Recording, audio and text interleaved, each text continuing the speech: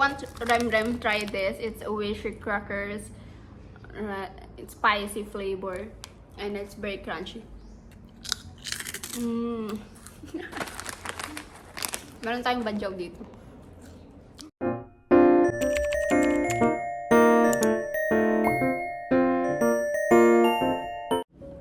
Hi everyone, it's me Trisha, your cheese dessert, and if you guys subscribe to my channel, I promise you guys enjoy this video.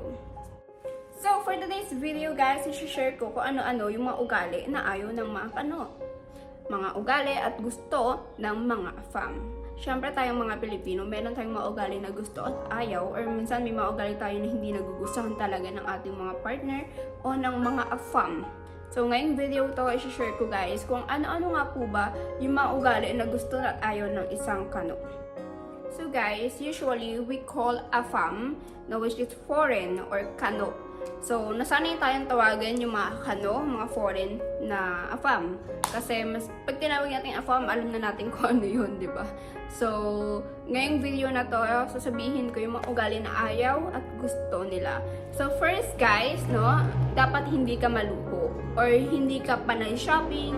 Like, yung mga bagay na hindi mo naman kailangan, bili ka ng bili. Dapat hindi ganun. Kasi ako, guys, hindi talaga ako ganun na klaseng tao.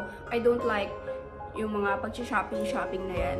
Kung bibili man ako, yun yung mga important lang talaga na kailangan ko at gagamitin ko. So, hindi ako nag-shopping for just fun or for, that's why ako yung tipong taong boring talaga. So, yun, I admit that I'm boring because I don't want or I don't like doing the shopping. Even my partner na gusto niya mag-shopping ako, or he always saying to me, no, what if you go out and shopping, something like that. And ako, I don't like it. I'm happy to stay at home and doing the stuff or simple stuff that I really love and I really like to do. So, yun lang. Second guys, kailangan hindi mo lagi inaaway yung partner mo nang walang dahilan. Well, ako, dumadating ako sa point na my mood is not good sometimes, and yun yung mga nagiging dahilan kung bakit nag-aaway kami. Pero hindi yung usually na away na may kita nyo ng bubugan, salitaan, hindi ganun.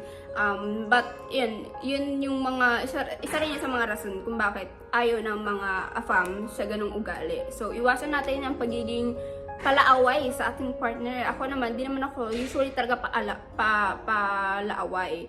Dumadating na ako sa point na moody ako, especially if I have period, guys.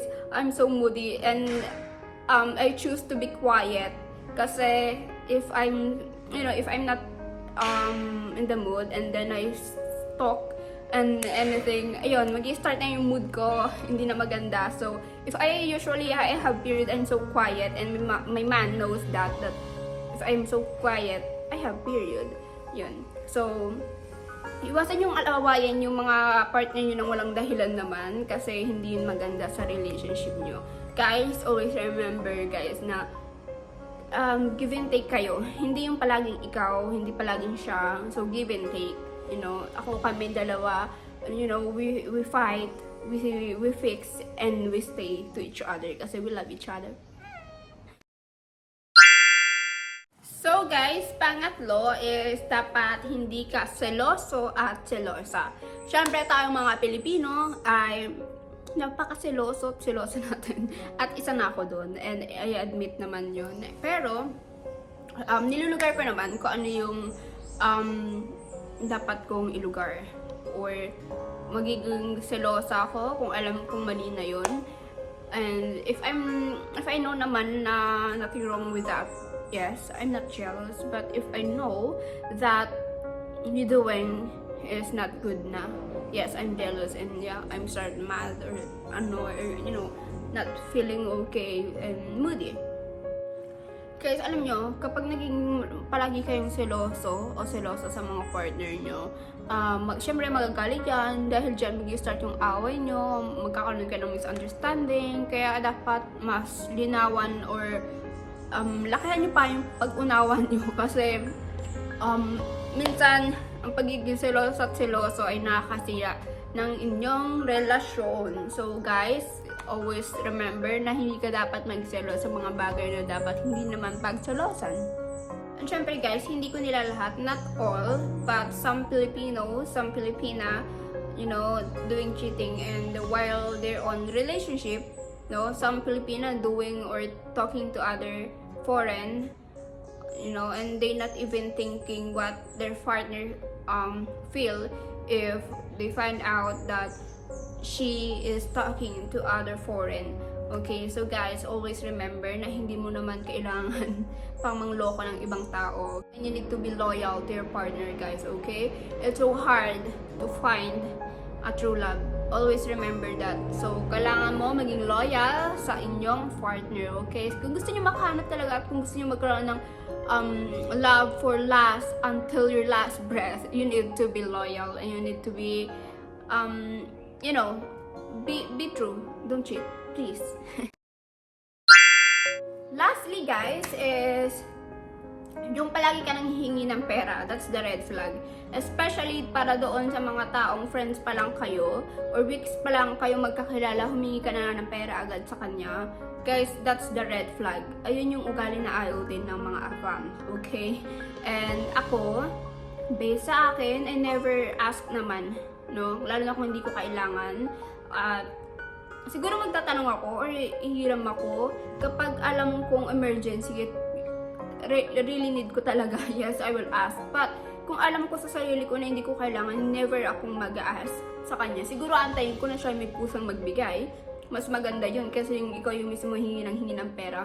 So, that's the red flag, guys. Okay? Guys, you know, my man is very workaholic.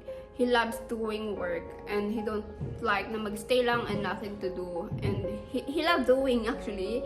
That's why he is so busy person and I'm so proud to have him in my life. I'm so lucky and I always told to myself nga when I was a kid that one day I wish I found a guy na mabait and, you know, kind and respectful person. And I'm so thankful to God that He answered my prayer.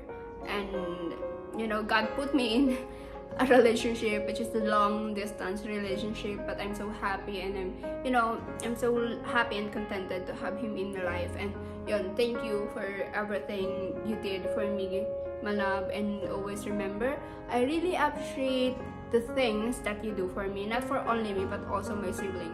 So yun lang guys, please like, share and subscribe and hit the notification bell for more videos and updates. Bye!